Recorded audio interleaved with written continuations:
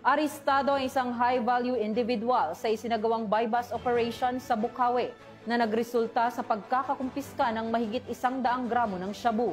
Magbabalita dyan si Patrolwoman Mildred Tawagon.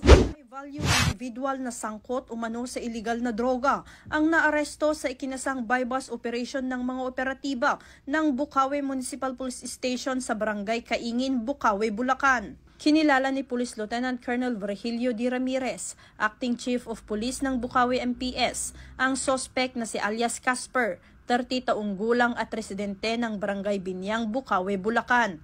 Nasamsam mula sa kanya ang tinatayang 103 gramo ng hinihinalang shabu na may tinatayang standard drug price na 700,400 pesos. Dinala ang suspect at ang mga nakumpiskang ebidensya sa Bukawi MPS para sa kaukulang disposisyon habang inihahanda ang kasong isasampa laban sa kanya sa paglabag sa Section 5 at 11 ng Republic Act 9165 o Comprehensive Dangerous Drugs Act of 2002. Ang nasabing operasyon ay bahagi ng pinaigting na kampanya ng Bulacan Police Provincial Office laban sa pinagbabawal na gamot na hadlang sa kaayusan at katahimikan tungo sa pagkamit ng kaunlaran.